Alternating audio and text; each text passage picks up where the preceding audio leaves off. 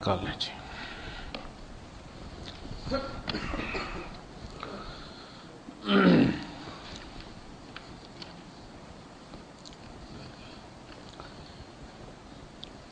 اس کی آیت نمبر سورہ البقرہ کی 16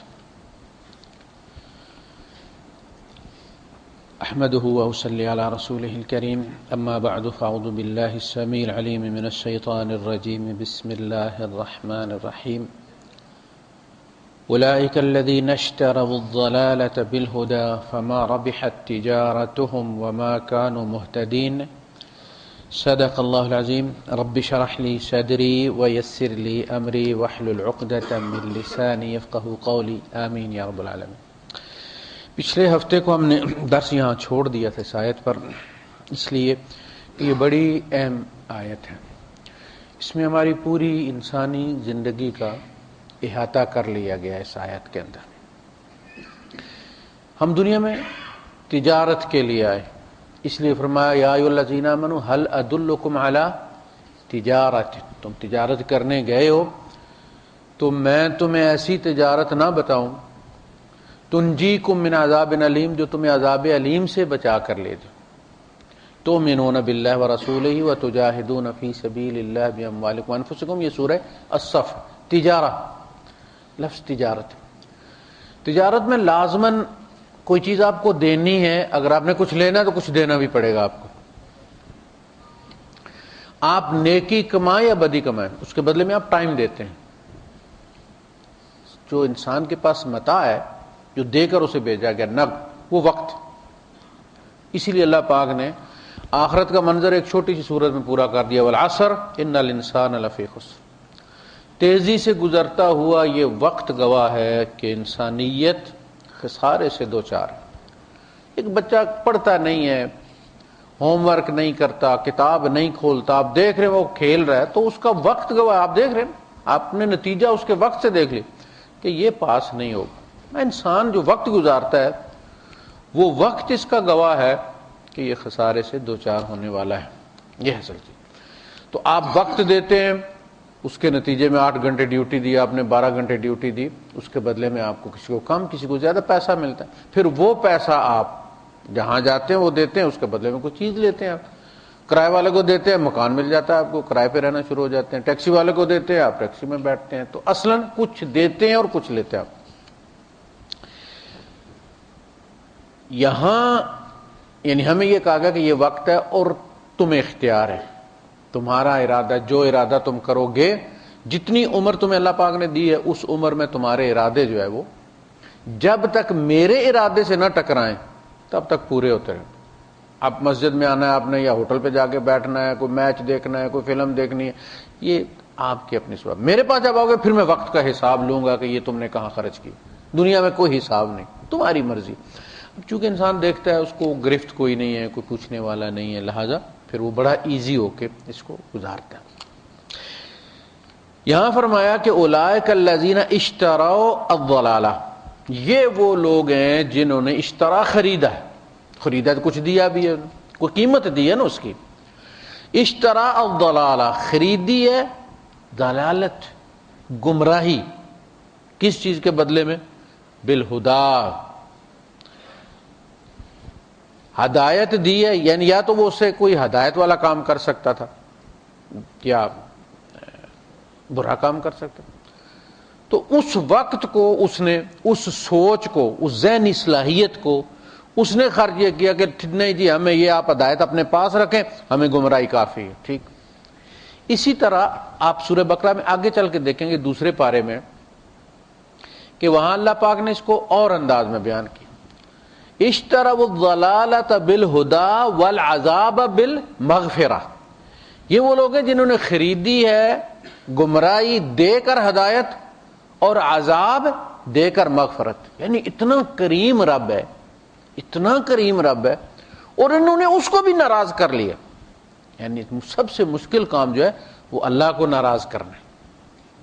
وہ ناراض ہوتا ہی نہیں، مہلت دیتا ہے، چھوڑ دیتا ہے اور توبہ قبول کر لیتا ہے، اور میں تمہارے گناہ معاف کرتا ہے، تمہاری توبہ کو قبول ہو، یعلم ما تفعلون، اور حالانکہ اسے پتہ ہے کہ تم کیا کرو گے۔ یعنی اسے پتا تمہیں پھر یہ کرنا ہے، لیکن اس کی کریمی یہ ہے کہ کہتا ٹھیک اس وقت اگر تم خلوص دل سے کہہ رہے ہو تو قبول ہے مجھے. اور پھر جب انسان سے سرزد ہوتا ہے تو وہ پچھلا کبھی نہیں دہراتا، ختم. جب وہ کہہ دیتا ہے نا توبہ قبول ہو گئی ہے، پچھلا ہر جگہ سے صاف کر دیتا ہے. یہ اس کی کریمی اور مروت ہے کہ ہم تو اگر بائی دا وے ہمارا جھگڑا ہو جائے اور ہم معافی تلافی بھی ہو جائے، درمیان میں رشتہ دار پڑ جائے، صلح بھی ہو جائے، پھر جب کبھی جھگڑا ہوتا ہے تو ہم پوری فائلیں پچھلی نکال کر لے آتے. اللہ ایسا نہیں کرتا، یہ اس کی کریمی ہے. تو سب سے مشکل کام اللہ کو ناراض کرنا. فرمایا دیکھو یہ وہ لوگ ہیں جنہوں نے ہدایت دے کر گمراہی لے لی، مغفرت دے کر عذاب لے لیا. فما اصبرهم علی النار، اللہ پاک کے ساتھ فرماتا ہے کہ دیکھو یہ آگ پر کتنے صابر شاکر، کتنے قانع ہیں، کتنے قناعت پسند. اور ٹھیک ہے جی جانا جہنم میں، سانو تے جہنم میں بھی جگہ مل جائے تو اللہ کا شکر ہے. بڑے منکسر المزاج، نہیں جی ہمیں تو جہنم میں بھی جگہ مل جائے تو اللہ کا شکر ادا کرے. وہ اتنا فکر کرنے کی ضرورت نہیں ہے، وہ کافی بڑی بنائی گئی. آخر میں پتھر ڈال کر اس کو بھرا جائے گا، بندے ختم ہو جائیں گے. تو آپ انکساری کا اظہار بھی کرے بندہ تو جگہ بن جائے گی. لیکن یہ اظہار اصل میں تمسخر ہے. جو اس سے واقف ہیں وہ ڈرنے ہیں، انبیاء اس سے پناہ مانگتے ہیں. تو اللہ پاک نے اتنا پیارا جملہ فرمایا فما اصبرهم علی النار، یہ آگ پر کتنے صابر ہے کہ ٹھیک ہے آگ ملے گی تو آگ بھی قبول ہے، لیکن بندے کا پتر نہیں بننا ہے. اشتروا الضلالۃ بالہدی والعذاب بالمغفرہ فما اصبرهم علی النار. یہ ہے کہ بندہ مسلمان بھی ہے، مانتا بھی ہے نماز فرض ہے، مانتا بھی ہے کہ جی یہ لیکن کرتا نہیں ہے. تو یہ ہے کہ وہ صبر کیا انہوں نے، ٹھیک ہے جی جیسا بھی حساب کتاب ہوگا دیکھی جائے گی، یعنی میرے لیے کوئی اہمیت نہیں رکھتا. یہ ایمان کی نفی کی اصل میں ہوتی ہے، نشانی ہوتی. فما ربحت تجارتهم، تو ان کی تجارت نے انہیں نفع نہیں دیا، یعنی جو انہوں نے ہدایت دے کر اس کے بدلے میں نے عرض کیا تھا کہ ہر انسان کو اللہ پاک نے جو فطرت سلیمہ دی، کل مولود یولد علی فطرہ، جیسا کہ اللہ کے رسول صلی اللہ علیہ وسلم نے حدیث میں فرمایا کہ ہر انسان فطرت سلیمہ لے کر پیدا ہوتا ہے. کوئی بچہ وہ ہندو کا ہو، وہ یہودی کا ہو، مسلمان کا ہو، وہ کسی ایتھیسٹ کا ہو، ملحد کا ہو، کچھ وہ جب بچہ پیدا ہوتا ہے تو بالکل کلین سلیٹ معصوم بچہ پیدا ہوتا ہے، بالکل 0 میٹر، کوئی برائی نہیں ہوتی اس میں، بالکل صاف. ماں باپ اس پہ لکھتے ہیں جو لکھتے ہیں. ابواہ یحودانہ، ماں باپ اس کو یہودی بنا دیتے. جو بری آتے ہیں بچے میں آتی ہیں وہ کہیں بار سے نہیں آتی، ہمیں پتہ نہیں ہوتا اور ہم اس کو جو ہے وہ گائیڈ کر رہے ہوتے ہیں. وہ ہم سے پیار کرتا ہے، ہمیں ہیرو سمجھتا ہے، $6 ملین میں سمجھتا ہے، لہذا ہم اس کے آئیڈیل ہیں اور وہ سمجھتا ہے کہ یہ کوئی غلطی نہیں کرتے، یہ جو کر رہے ہیں بالکل صحیح کر رہے ہیں میرے ماں باپ، میرے ابو جو بات کر، لہذا وہ ہماری غلطیاں بھی فوراً انسٹال کر لیتا ہے. اس کے اندر اینٹی وائرس ہوتا ہی نہیں ہے، اسپیشلی ماں باپ کے معاملے میں. تو فرمایا بل ابواہ یحودانہ ویمجسانہ وینصرانہ، ماں باپ اسے مجوسی بنا دیتے ہیں، یہودی بنا دیتے ہیں، عیسائی بنا دیتے ہیں، لیکن وہ پیدا مسلمان ہوتا ہے. فطرت اللہ التی فطر الناس علیہ، اسلام اصل میں دین فطرت ہے. اس لیے کہا کہ اللہ کی وہ فطرت جس پر اس نے انسان کو پیدا فرمایا، فطر الناس علیہ لا تبدیل لخلق اللہ. قیامت تک بچے اسی طرح معصوم پیدا ہوتے رہیں گے. اگر بچہ بلوغت سے پہلے مر جائے، ہندو کا ہو، عیسائی کا ہو، یہودی کا ہو، وہ بچہ جنتی ہے، مرفوع القلم ہے. وہ اگر مندر میں بھی ماں باپ کے ساتھ گیا ہے تو کوئی مسئلہ نہیں، وہ مرفوع القلم ہے جب تک کہ بالغ نہیں ہوتا، اپنی سوچ کا مالک نہیں ہوتا. فما ربحت تجارتهم، ان کے سودے نے کوئی نفع نہیں دیا انہیں. وما كانوا مهتدين، اور وہ ہدایت پانے والے میں سے نہیں ہوئے. اس کی وجہ یہ کہ انہوں نے ہدایت مانگی نہیں. تو ہر بندہ جو ہے، میں نے عرض کیا تھا کہ اس کے اندر اللہ پاک نے ہدایت رکھی ہے. شاید فرمایا فاما ثمود فہدیناہم، سمود کو ہم نے ہدایت دی تھی. سمود قیامت کے دن یہ نہیں کہہ سکتے کہ اللہ پاک نے ہمیں ہدایت نہیں دی. فاستحبوا العمى علی الہدی، انہوں نے اندھے پن کو ترجیح دی ہدایت پر. دیکھ گائیڈنس ہوتی ہے، آپ کسی کو کہتے ہیں کہ بھائی صاحب آگے کھڈا ہے یا آگے سانپ ہے، تو وہ اگر آپ کی بات مان لیتا ہے تو بچ جاتا ہے. فاستحب العمى، اس نے اندھے پن کو ترجیح دی. اس نے کہا نہیں جی جو کہتا ہے کہتا رہے، میں نے تو اسی طرح ٹھکا ٹھک کرتے جانا اور کنویں میں گر جانا. یہ انسان کے اندر میں نے عرض کیا تھا کہ کتے کے اندر بھی یہ چیز رکھی گئی. میں نے کلپ دیکھا تھا جس میں وہ بتا رہے ہیں کہ ان کتوں کے اندر بھی احساس جرم ہے. ان کتوں کو جان بوجھ کے کوئی چیز رکھی گئی تاکہ یہ اٹھائیں. اس نے اٹھا لی، کتا تو کتا ہے. اٹھانے کے بعد مالک آ گیا اچانک انہیں. اب ان کا پورا پروگرام ہوتا ہے نا، جو وہ اٹھا رہا ہوتا ہے تو پھر اوپر سے مالک آ جاتا ہے اور وہ کتا سر بالکل نیچے کر دیتا ہے. ایسے ایک آنکھ اٹھا پھر آنکھ نیچے کر دے. تو وہ پورے یعنی 5-10 کتے ہیں جن کے انہوں نے ری ایکشن دکھائے کہ انہیں احساس ہے کہ ہم نے غلط کام کیا. اور اپنے یہاں آپ دیکھیں کہ کتا اگر ٹوکری میں سے روٹی اٹھاتا ہے تو فوراً بھاگ جاتا ہے، پڑوسیوں کے گھر جا کے کھائے گا، کہیں گلی میں جا کے کھائے گا. اسے پتہ ہے میں نے بدماشی کی. آپ اسے روٹی ڈالیں ادھر ہی بیٹھ کے کھائے گا، آپ کی طرف بڑی پیاری نگاہوں سے دیکھے گا، تھینکس بولے گا، سارا کچھ اپنے باڈی لینگویج سے سامنے بیٹھ کے کھائے گا. اسے پتہ ہے مجھے کوئی ڈر نہیں، میرے مالک نے مجھے دیے. یہ ہے کوئی انسان نہیں کہہ سکتا کہ اسے پتہ نہیں تھا یہ برا، تو یہ میں نے قرآن نہیں پڑھا تو مجھے پتہ نہیں برائی نہیں. جس نے قرآن نہیں پڑھا اسے بھی پتہ کہ برائی کیا اور اچھائی کیا. اس لیے کہ جب وہ کام اس کے ساتھ ہوتا ہے تو اسے برا لگتا ہے. جب وہ دوسروں کے ساتھ کرتا ہے، کوئی متکبر بھی جو ہے جب اس کے ساتھ کوئی تکبر کرتا ہے تو بڑا غصہ چڑھتا ہے، یہ تکبر. یہی بات ہے کہ کوئی انسان یہ نہیں کہہ سکتا کہ اسے کسی چیز کا پتہ نہیں. وما كانوا مهتدين، تو ان کے بارے میں فرمایا فاما ثمود فهديناهم، ہم نے ہدایت دی تھی، فاستحبوا العمى، انہوں نے اس کو استعمال ہی نہیں کیا. اچھا یہ اللہ پاک کی سنت ہے کہ جو چیز آپ جتنی استعمال کریں گے وہ اتنی زیادہ جو ہے وہ طاقتور بھی ہو. جو ایک بازو آپ باندھ دیں، دوسرا بازو آپ استعمال کرتے رہیں، 2 ہفتے بعد دیکھ لیں یہ بازو اس کے مسلز ختم ہو جائیں گے، یہ جو ہے وہ اور یہ والا جو ہے یہ سمارٹ ہوگا. یہی معاملہ دماغ کا ہے. جو چیز آپ استعمال کریں گے اس میں جس کنویں میں سے آپ پانی نکالیں گے کنویں کا پانی کا رخ ادھر ہو جائے گا، اس کا پانی صحت مند ہوگا. پڑوس والوں میں پانی نہیں جائے گا، وہ بیمار کنویں ہوں گے چونکہ انہوں تازہ پانی نہیں آیا. اسی طرح صلاحیت کا ہوتا ہے، صلاحیت آپ جب یوز کرتے ہیں تو اس کے اندر زیادہ اللہ پاک اس کا رخ ادھر پھیر دیتا ہے. تو ہدایت جو آپ کے اندر موجود ہے جب آپ چھوٹی چھوٹی چیزوں پہ استعمال کرتے ہیں اللہ پاک اور اس کا خزانہ بڑھا دیتا ہے کہ بھئی یہ استعمال کر رہا ہے. اب دیکھنا جو بچہ عید لیتا ہے استعمال نہیں کرتا، جو بچہ لیتا ہے عید استعمال کر لیتا ہے. تو جس نے آپ 2-4 ہزار اکٹھا کر لیے تو آپ اس کو 100 بھی دینا تو 50 دیتے ہیں کہ اس نے کون سا خرچ کرنا ہے، ویسے بھی اس کے پاس پہلے ڈھیر مارا ہوا ہے. اور دوسرے کو آپ زیادہ دے دیتے کہ یہ تو ابھی جا کے کھا لے گا، یا اس نے پہلے والا کھا لیا ختم کیا ہوا ہے تو اس کو زیادہ ضرورت ہے، جبکہ اس کے والا بھی اتنے 1000 اس کے پاس پڑے. حالانکہ ہونا یہ چاہیے کہ اس بیچارے کو زیادہ دینا چاہیے، وہ تو بچت کرنے والا ہے. لیکن انسانی سینس ہوتا ہے کہ نہیں اس کے پاس ہیں. تو اللہ پاک کہتے ہیں اس کے پاس ہدایت پہلے ہی پڑی ہوئی، استعمال تو اس نے کی نہیں، اس کو دینی کیا ہے. تو یہ باہر کی اور اندر کی ہدایت ہوتی ہے، ایک انسان کے اندر رکھی ہوتی ہے.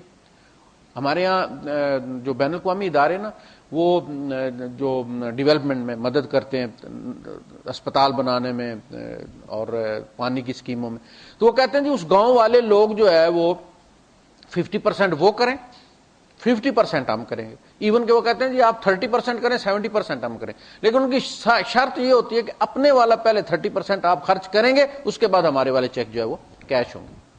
یہی معاملہ اللہ پاک نے کیا. جو تمہیں پہلے دی ہوئی ہے نا اس کو استعمال کرو، سوچو سمجھو، کائنات کو دیکھو. سیروا فی الارض فانظروا کیف کان عاقبۃ المکذبین فانظروا کیف کان عاقبۃ المجرمین. اس کو استعمال کرو، ہم تمہارا ہاتھ پکڑ لیں گے. تم اگر خرچ دی ہوئی پہلے خرچ نہیں کر رہے ہو تو پھر مزید تمہیں کون سی دے. آپ کی آنکھیں 2 طرفہ سسٹم ہے، ایک اندر کی روشنی ہے، سسٹم پورا آپ کا کام کر رہا ہے، باہر کی روشنی آتی ہے تو آپ کو چیزیں واضح نظر آنا شروع ہو جاتی. اگر آپ کے اندر کی روشنی کام نہ کرے تو باہر 12 بھی بجے ہوں، سورج جو ہے نصف نہار پہ ہو تو آپ کے لیے وہ ڈوبا ہوا ہی ہے. اور اگر آپ کی آنکھ ٹھیک ہے، اندر کا سسٹم ٹھیک ہے، باہر کچھ نہیں ہے، روشنی نہیں ہے، تو اندھے کے اندھے ہم. یہ 2 چیزیں یعنی اندر والی اور باہر والی روشنی، ان دونوں کا کمبینیشن ہوگا. اگر ان میں سے کوئی ایک بھی نہیں ہے تو پھر اندھا پن ہے. اب یہاں آگے اس کی مثال دی اللہ پاک نے کہ ایک کمرہ ہے، اس میں لائٹ نہیں، اس میں 2 بندے نابینا ہے، 2 بندے بینا ہے دیکھنے والے ہیں. لیکن اس اندھیرے کے اندر چاروں اندھے ہیں، چونکہ دیکھ تو چاروں ہی نہیں رہے، چاروں کو کچھ نظر نہیں آ رہا۔ اندھے کہتے ہیں یار تمہاری تو آنکھیں، نو کہتے ہیں آنکھیں تو ہے، روشنی کوئی نہیں، جیسے اس وقت تم اندھے ہو ویسے ہم اندھے۔ اچانک لائٹ آ جاتی ہے۔ اب لائٹ جب آ جاتی ہے تو وہ ان اندھوں کو اور دیکھنے والوں کو الگ کر دیتی ہے۔ جو اندھے ہیں وہ لائٹ آنے کے بعد بھی اندھے ہیں، اور جو بینا تھے جن کے اندر کا نظام کام کر رہا تھا ان کو نظر آنا شروع ہو گیا۔ یہی ہوا، اللہ کے رسول صلی اللہ علیہ وسلم تشریف لائے تو ابو لہب اور حمزہ کے درمیان فرق ہو گیا۔ ابو لہب اندھا تھا، حمزہ کی آنکھیں کام کر رہی تھی، ان کا فطرت ابھی کام کر رہی تھی اس کی۔ یہ آگے مثال دی کہ ان کی مثال ایسے ہے جیسے کوئی بندہ آگ جلاتا ہے۔ مثلہم کمثل الذی استوقد نارا، ان کی مثال ایسے ہے جیسے مثال اس کی کہ جس نے آگ جلائی۔ اللہ کے رسول صلی اللہ علیہ وسلم کی بعثت سے پہلے سارے ایک جیسے تھے، فطرتیں الگ الگ تھیں۔ یعنی ابو جہل جو تھا وہ لوگوں کا مال دبا لینے والا تھا، قبضہ گروپ تھا، بندے سے سودا لے لیا اور پیسے نہ دیے، اس قسم کا بندہ تھا۔ اسی طرح چغلی وغیرہ اور بھی عادتیں ان کے اندر موجود تھی، لیکن عقیدے کے لحاظ سے تقریباً سارے ہی برابر تھے، تو وہ ایک جیسے تھے۔ جب اللہ کے رسول آئے اور آپ نے استوقد نارا، آگ جلائی، ایمان کی حرارت جسے آپ کہتے ہیں، ایمان کی آگ جلائی۔ فلما اضاءت، پھر جب روشن کر دیا اس آگ نے، ما حولہ، جو اس کے ارد گرد تھا، یعنی اپنے ماحول کو اس نے روشن کر دیا۔ ذہب اللہ بنورہم، اللہ لے گیا ان کا نور، یعنی باہر روشنی آئی تو اندر کی روشنی ان کی بجھ گئی۔ باہر روشنی آئی تو ذہب اللہ بنورہم وترکہم فی ظلمات لا یبصرون، اور ان کو چھوڑ دیا اندھیروں میں نہیں دیکھ رہے۔ کیوں چھوڑا اللہ؟ یعنی کوئی اللہ پاک بے انصافی تو نہیں کرتا؟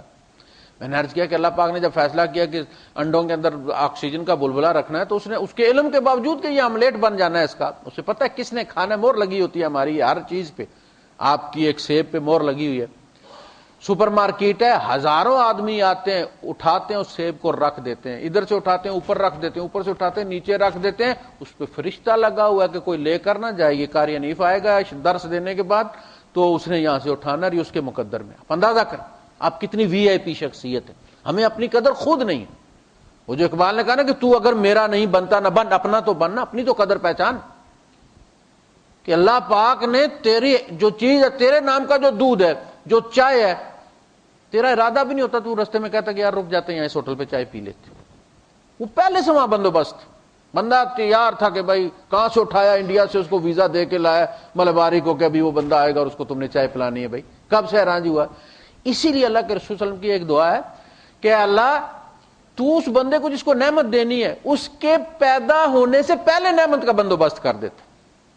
دیکھنا ماں کا دودھ پہلے بندوبست کر، پہلے ناف سے دیتا ہے، ایک رستہ ہے، پیدا ہوتا ہے انسان دو رستوں سے بنا دیتا۔ یہ ہے ہماری۔ تو اللہ پاک ان انڈوں میں بھی بلبلا رکھ دیتا ہے، اس نے ایک سنت بنا دی ہے، اب وہ سب پہ اپلائی ہوتی ہے۔ ہر انسان کے اندر ہدایت رکھی، جب وہ اس ہدایت کو استعمال نہیں کرتا تو وہ اندھا ہو جاتا۔ آپ کسی بندے کی آنکھوں پہ پٹی باندھ دیں 1 مہینے 2 مہینے، اس کے بعد اس کی روشنی ختم ہو جائے گی۔ تو انہوں نے چونکہ اس کو ہدایت کو استعمال نہیں کیا، اپنی آنکھیں نہیں کھولی، اندر کی آنکھ۔ دیکھنا اللہ کے رسول صلی اللہ علیہ وسلم جو تھے وہ محمد بن عبداللہ تو سب کو نظر آ رہے تھے نا۔ آپ آگے چل کے پڑھیں گے کہ اللہ پاک نے فرمایا وَتَرَاهُمْ يَنظُرُونَ إِلَيْكَ وَهُمْ لَا يُبْصِرُونَ، نبی دیکھو وہ آپ کی طرف آنکھیں پھاڑ پھاڑ کے دیکھتے ہیں، تَرَاهُمْ يَنظُرُونَ إِلَيْكَ، نظریں پھاڑ پھاڑ کے دیکھتے ہیں، وَلَكِنْ لَا يُبْصِرُونَ، اور بصیرت سے نہیں دیکھتے۔ انہیں محمد بن عبداللہ نظر آتا ہے، محمد الرسول اللہ نظر نہیں آتا۔ صحابہ کا ایمان بھی ایمان بالرسالت، ایمان بالغیب تھا۔ یہ مت سمجھے کہ انہوں نے اللہ کے رسول صلی اللہ علیہ وسلم کو دیکھ لیا تو ایمان بالحاضر تھا ان کا، اور ہمارا ایمان بالغیب ہے۔ انہیں محمد بن عبداللہ نظر آ رہے تھے، محمد الرسول اللہ کی حیثیت سے وہ حضور کے قول پر اعتبار کر رہے تھے جس طرح ہم کر رہے ہیں۔ یہ ان کا کمال تھا کہ ابو لہب کو اعتبار نہیں آیا کہ حضور اللہ کے رسول، حمزہ کو آ گیا، عباس کو آ گیا، چیز وہی ہے سامنے. تو ان کا ایمان بالغیب ان کا بھی تھا. مجرد حضور کہتے تھے لا بھائی فلاں کو یہ آج یہ آیتیں نازل ہوئی ہیں، اللہ کا کلام ہے، اور فلاں صورت میں فلاں آیت کے بعد فلاں آیت کے پہلے لکھنا ہے، اور اس میں اس کو اس طرح لکھنا ہے کہ کھڑی زبر کی طرح لکھنا ہے، اور اس کو الف کے ساتھ لکھنا ہے. اس کا مطلب ہے کہ اللہ کے رسول صلی اللہ علیہ وسلم کو اس کا سکیچ بھی دکھایا گیا، اس کی پرنٹنگ بھی، کہ آپ نے لکھوایا ہے کہ یہ والا جو ہے اس کو اس طرح لکھنا ہے کھڑی زبر کے ساتھ، اور یہ والا جو ہے اس کو الف کے ساتھ لکھنا ہے. اس قرآن کی جو تحریر ہے وہ بھی توقیفی ہے، توقیفی.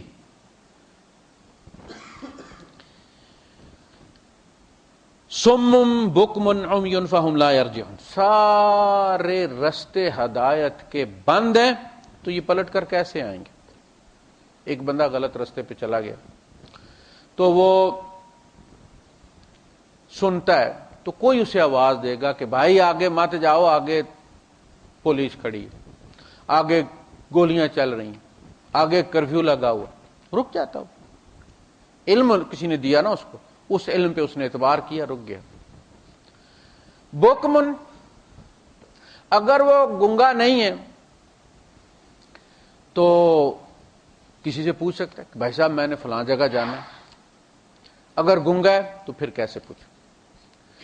یعنی یہ کسی کی سنتے بھی نہیں اور کسی سے پوچھتے بھی نہیں رستے کا کہ کوئی بتا دے چلو.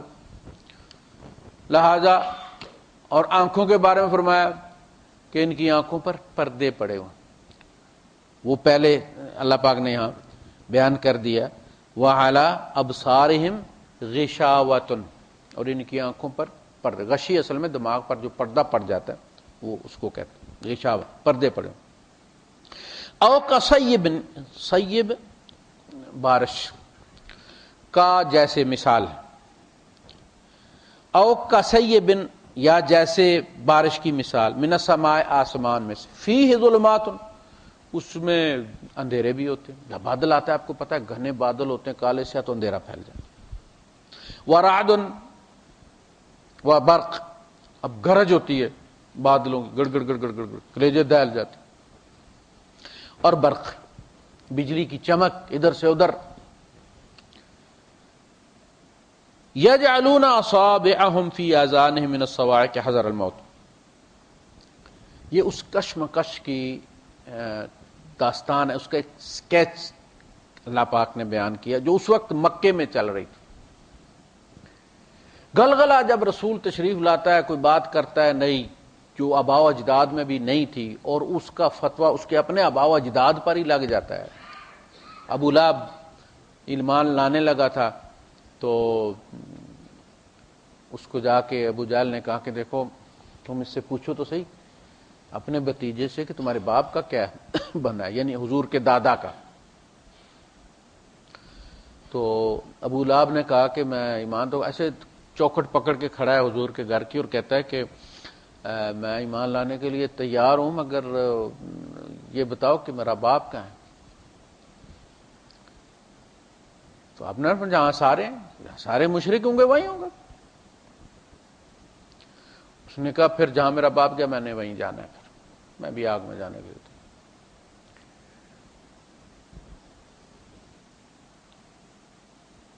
یجعلون اصابعهم فی آذانهم من الصواعق حذر الموت، جب بجلیاں چمکتی ہیں، بادل کڑکتے ہیں تو لوگ ڈر کی وجہ سے کانوں میں انگلیاں رکھ لیتے. یہ کیفیت ہے معاشرے کی. کچھ لوگوں نے قبول کر لیا ہے، کچھ لوگ ابھی ڈر رہے ہیں. حالات ایسے ہیں کہ اگر ہم نے قبول کر لیا تو رشتہ داریاں ٹوٹ جائیں گی، نقصانات ہوں گے، ہمارے مفادات ہیں ان لوگوں کے ساتھ. عقیدہ تبدیل کر لیا تو لوگ اعتبار نہیں کریں گے. دکاندار سوچ رہا تھا گاہک ٹوٹ جائیں گے. یہ ساری کیفیت ان کے دلوں کی اللہ پاک بیان کر رہا ہے کہ ان پر کیا گزر رہی. واللہ محیط بالکافرین، اور اللہ کافروں کا احاطہ کیے ہوئے، اس کے باہر نہیں ہے وہ اس کی. یکاد البرق یخطف ابصارہم، لگتا ہے کہ بجلی کی چمک ان کی آنکھیں اچک کر لے جائے گی. کلما اضاء لہم مشوا فیہ، جب ان کے لیے روشنی ہوتی ہے تو اس میں چل لیتے. بجلی جب چمکتی ہے تو دور تک رستہ نظر آ گیا، تو جہاں تک انہوں نے اس کا جو ہے وہ اسکین کر لیا اور سیو کر لیا، وہاں تک انہیں پتہ چل گیا رستے میں پتھر نہیں ہے، کھڈا نہیں ہے، تو وہاں تک تو وہ چل لیں گے، اس کے بعد پھر آگے سے جو ہے انہیں مزید روشنی کی ضرورت ہے۔ وَإِذَا أَظْلَمَ عَلَيْهِمْ قَامُوا، جہاں سے پھر اندھیرا شروع ہوا وہاں یہ کھڑے ہو گئے، یہ منافقین جو ہیں۔ وَلَوْ شَاءَ اللَّهُ لَذَهَبَ بِسَمْعِهِمْ وَأَبْصَارِهِمْ إِنَّ اللَّهَ عَلَىٰ كُلِّ شَيْءٍ قَدِيرٌ، اور اگر اللہ چاہے تو اللہ ان کی سماعت و بصارت لے جائے، اللہ پاک بے شک ہر چیز پر قدرت رکھتا ہے، یعنی اللہ پاک نے اگر ان کے پاس یہ چیزیں چھوڑی ہوئی ہیں تو یہ اعتبار کی حد ہے کہ شاید کہ یہ واپس پلٹ جائیں۔ اسی لیے کہا جاتا ہے کہ ہر نیا پیدا ہونے والا بچہ یہ اعلان کرتا ہے کہ ابھی اللہ پاک انسانیت سے مایوس نہیں، ابھی نئی کھلاڑی اتار رہے میدان میں، ابھی انسان سے اسے توقعات وابستہ ہیں۔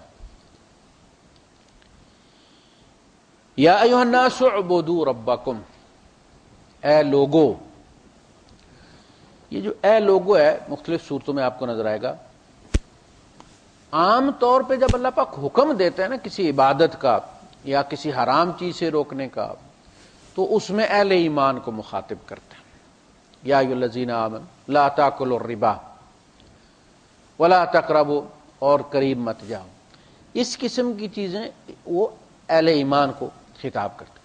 دعوت جب دیتا ہے تو پوری نوع انسانیت کو خطاب کرتا ہے اللہ پاک سب۔ یہ قرآن حکیم چونکہ دعوتی خط ہے، یہ دعوتی خط ہے اللہ کی طرف سے انسانیت کے نام، اور اس کو لانے والے محمد رسول اللہ صلی اللہ علیہ وسلم، آپ کو ذریعہ بنایا گیا ہے اس کا۔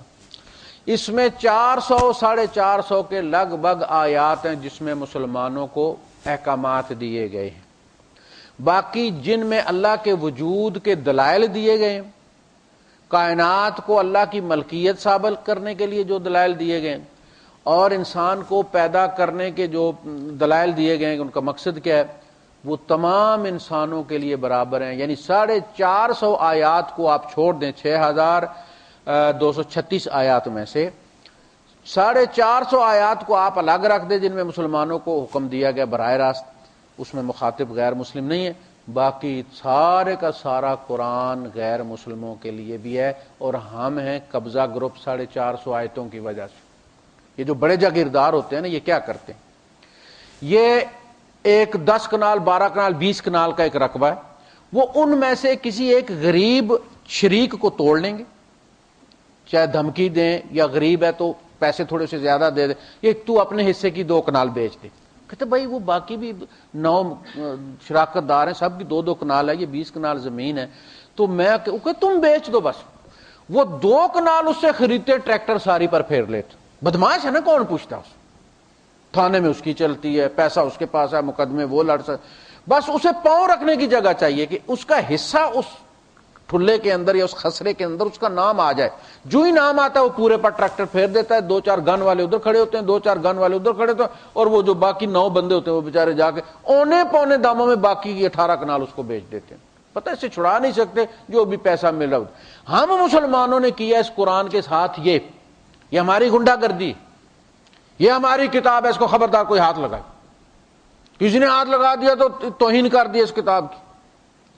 یہ پوری نوع انسانیت کی کتاب ہے، ہندوؤں کا حق ہے کہ آ کے نکالو، جیسے کوئی خط آیا آپ کا اور کسی ڈاکخانے والے کے ساتھ آپ کی دشمنی ہے، آپ کی برادری کا، آپ کا پھوپھی کا بیٹا جو ہے وہ پوسٹ ماسٹر ہے، گھریلو برادری کے تنازعات میں آپ کی اس کے ساتھ دشمنی نہیں بولتے آپ آپس، لیکن اس کو یہ حق حاصل نہیں ہے کہ آپ کی رجسٹری روک لے اور آپ کا خط روک لے، اس لیے کہ میری اس کے ساتھ دشمنی، میں خط نہیں دیتا۔ ہماری اگر انڈیا کے ساتھ دشمنی ہے، ہندوؤں کے ساتھ دشمنی ہے، تو ہماری دشمنی ہوگی، اپنی وجہ سے ہوگی، یہ خط اللہ کا پہنچانا ضروری۔ آپ کو مجھے اگر کوئی ہندو، میں انڈیا میں ہوں، مجھے کوئی ہندو تنظیم یہ دعوت دیتی ہے کہ فلاں ہندو مندر کے اندر ہمارا کوئی پروگرام ہے تو آپ اس میں تشریف لائیے، ٹھیک ہے میں جاؤں گا، وہ اپنا کام کریں گے، اپنے جو بھی انہوں نے درس دینا ہے، جو بھی، اس کے بعد وہ کہیں جی یہ قاری حنیف صاحب ہمارے آئے ہوئے ہیں تو یہ اب قرآن میں سے کچھ آپ کے سامنے رکھیں گے، تو میں پھر وہاں یہ دعوت رکھوں گا۔ اللہ کے رسول عکاظ کے میلے میں نہیں جاتے تھے، وہاں کون تھے؟ وہاں جوا بھی ہوتا تھا، دوڑ لگتی تھی، جوا ہوتا تھا، وہاں میلہ تھا، جو کچھ میلے میں ہوتا، ناچنے گانے والے بھی تھے، کشتیاں بھی ہوتی تھی، سارا کچھ تھا. اللہ کے رسول صلی اللہ علیہ وسلم جاتے تھے, حضرت ابوبکر صدیق رضی اللہ تعالیٰ عنہ ساتھ میں جو تھے وہ دلیل تھے, وہ جاتے تھے اور جا کے کہتے تھے کہ یہ اللہ کے رسول ہیں, آپ ذرا ان کی بات سن لیں. کافروں کو کہتے تھے. ایک بندہ تھا, وہ مکہ فتح ہو گیا, مدینے میں ایک وفد کے ساتھ آیا یمن سے. تو اللہ کے رسول صلی اللہ علیہ وسلم اس کی طرف دو تین, حضور کی یادداشت بہت اچھی, زندگی میں ایک بار جس بندے کو دیکھ لیتے آپ بھولتے نہیں تھے. آپ نے جب اس کی طرف ایک دو دفعہ اس کو دیکھا توجہ سے, تو نے کہا اللہ کے رسول شاید آپ مجھے پہچاننے کی کوشش کریں. آپ نے کہا میں تمہیں جانتا ہوں. اب اس نے خود کہا کہ اللہ کے رسول میں جس وفد کے ساتھ آیا تھا, اس وفد میں سب سے سخت جو بندہ تھا وہ میں تھا آپ کے ساتھ, یعنی میرے سارے جوابات آپ کے لیے گستاخی کے باعث تھے, میں بڑی سختی کے ساتھ آپ سے پیش آ رہا تھا. جبکہ میرے وہ جتنے دوست تھے میرے ساتھ اس وفد, اس میلے میں ہم لوگ آئے تھے, وہ سارے آپ کے ساتھ کریمی کا معاملہ کر رہے تھے, یعنی آپ کی بات توجہ سے سن رہے تھے اور نرمی سے آپ سے بات کرتے تھے, اگرچہ انہوں نے قبول نہیں کیا, لیکن میں ساتھ بدتمیزی بھی کر رہا تھا. اور اللہ کے رسول دیکھیں وہ سارے کفر پہ مر گئے اور مجھے اللہ نے ہدایت دے دی. آپ نے فرمایا یہ اللہ کا فضل ہوتا ہے, جس کو چاہتا ہے دیتا ہے. تو آپ سب کے پاس جاتے تھے, یعنی اس میں کوئی برائی نہیں ہے کہ اگر آپ کو کوئی ہندو اپنی مجلس میں بلاتا ہے تو آپ جائیے اور جا کے یہ پیغام پہنچائیے. اس سے اچھا موقع کون سا ہوگا بھائی؟ اگر کوئی چرچ میں آپ کو قرآن پیش کرنے کی دعوت دیتا کہ جی آپ ہماری بھی سنیں, تو قرآن نہیں کہتا آؤ تعالو, آؤ بھائی آ کے کرو, لاؤ اپنی کتاب لاؤ, ہماری بھی سنو اپنی بھی سنو. انا او ایاکم لعلی ھدی او فی ضلال مبین, ہم یا تم, یا تو ہم میں سے کوئی ایک ہدایت پر ہے یا گمراہ ہے, دونوں ہم ہدایت پر بھی نہیں اور دونوں ہم گمراہ بھی نہیں. انا او ایاکم لعلی ھدی او فی ضلال مبین, بیٹھ کے فیصلہ کر لیتے. اس میں ہوتا یہ کہ اگلے کو موقع دیا جاتا ہے کہ وہ امید کے ساتھ بیٹھ جائے کہ میں بھی جیتوں گا. جیتنے کے چانسز ہیں. اس بندے نے اوپن کر دیا کہ یار فیصلہ ہی کر لیں. وہ نہیں کہتا میں ہدایت پر ہوں اور تو گمراہ ہے اور تو ایسا ہے اور تو ایسا ہے. کہا نہیں بھائی ہم دونوں میں سے کوئی ایک.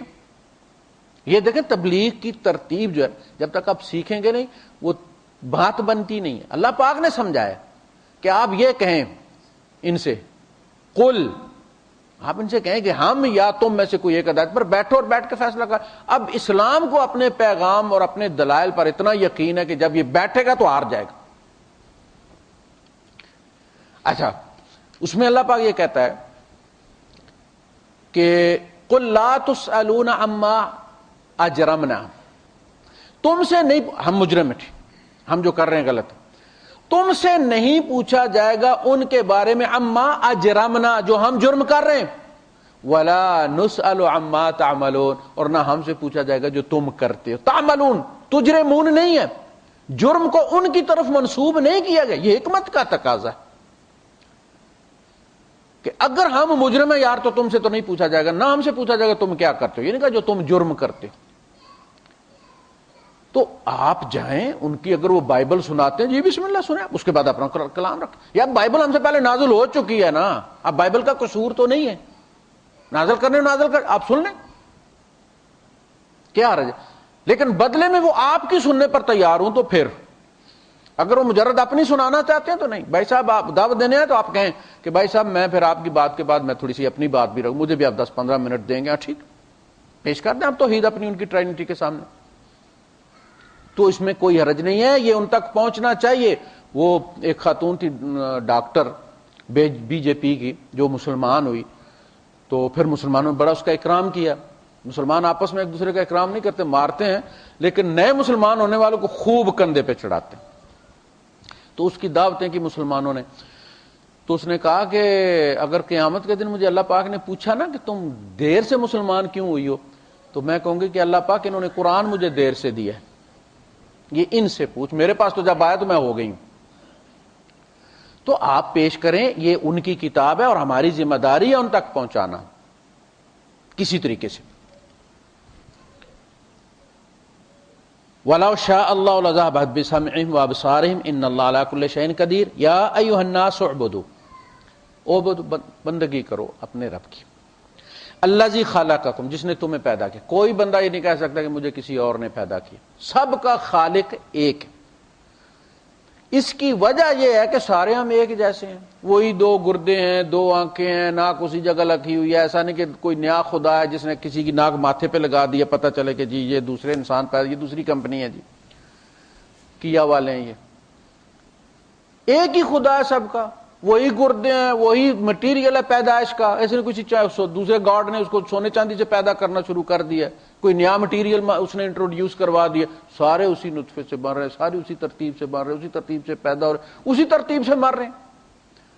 تو تخلیق جو ہے یہ اللہ کا سب سے قوی پوائنٹ، کہ اگر تم ہو تو اس کا مطلب تمہارا کوئی خالق بھی ہے، کوئی بنانے والا. ایسا تو ممکن نہیں کہ کوئی چیز ہو اور اس کے بنانے والا کوئی نہ ہو. مائک ہے تو اس کا خالق ہے، اے سی ہے تو اس کا خالق ہے، لائٹ ہے تو اس کا، صرف تمہارا ہی خالق کو نہیں. تم یہ نہیں کہہ سکتے کہ تم نے اپنے آپ کو خود پیدا کر لیا. ام خلقوا من غیر شیء، کائنات میں کوئی خدا نہیں ہے اور یہ بغیر کسی کے تخلیق کیے تخلیق ہو گئے. یہ کون ہے جس نے اس کائنات کو، اس زمین کو لپیٹ کر تمہارے لیے زندگی کا سامان کیا کہ جو پانی نازل کر دے اس کو باہر نہیں نکلنے دے رہا. وہ سٹیم بنتا ہے، وہ برف بنتا ہے، واپس آ جاتا ہے، اڑتا ہے، لیکن یہاں سے باہر نہیں جا سکتا. اور اس نے تمہیں وہ سیارے بھی دکھا دیے جہاں سمندر تھے تمہارے سمندر کی طرح، اور پانی بگ سے اڑ گیا اس لیے کہ اوپر سے ڈھکن اٹھا لیا اللہ پاک نے.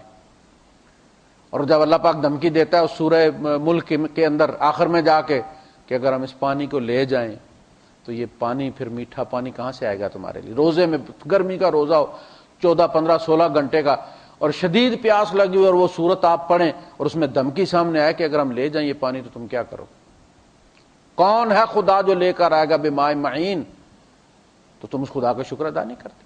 تو تخلیق بہت بڑا پلس پوائنٹ ہے جس سے یہ ثابت ہوتا ہے کہ ایک ہی خالق. ام خلقوا من غیر شیء ام هم الخالقون، یا انہوں نے خود بنا لیا،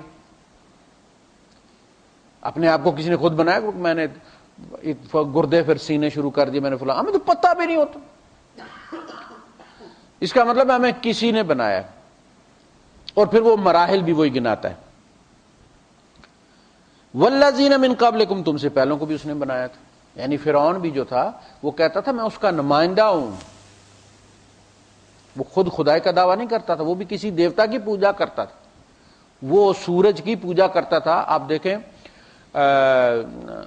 اس کی قوم مشورہ اس کو دے رہے ہیں، قال له مالا القوم، قوم کے جو سردار تھے اس کے اپنے برادری کے، انہوں نے سے کہا کہ اتذر موسیٰ وقومہ لیفسدوا فی الارض ویذرک وآلہتک، تو چھوڑ دے گا موسیٰ اور اس کی قوم کو ایسے ہی کہ وہ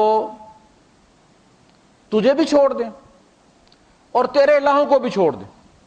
یذرک، تجھے بھی بطور اس کے نمائندہ جو خدا بنا ہوا تھا وہ سیمی گاڈ، تجھے بھی خدا کا نمائندہ نہ مانے اور تیرے الہوں کو بھی خدا نہ مانے. یذرک وآلہتک، تو اس کا پتہ چلا کہ فرعون کے بھی آلیہ تھے، وہ خود وہ بڑا جی والا گاڈ نہیں تھا، وہ چھوٹی جی والا گاڈ تھا، دیوتا تھا وہ. جیسے وہ سورج دیوتا اور فلاں فلاں دیوتا، اور اصلی گاڈ ان کا بھی جو ہے پربھو جو ہے وہ ہندوؤں کا بھی آسمان پہ رہتا ہے، اسی کو جس کو ہم مانتے ہیں اس کو وہ پربھو کہتے ہیں. بڑی جی والا گاڈ وہی ہے جو عیسائیوں کا، ہمارے والا خدا نیچے چھوٹے چھوٹے انہوں نے بنا رکھے.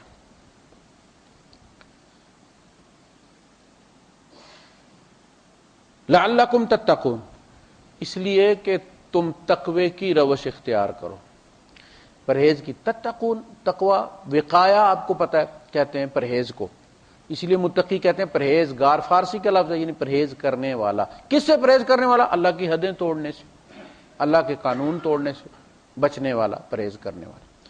انشاءاللہ اس آیت کو پھر اگلے درس میں بھی دیکھ لیں گے. وآخر دعوانا الحمدللہ رب العالمین. جی کچھ سوال اگر آپ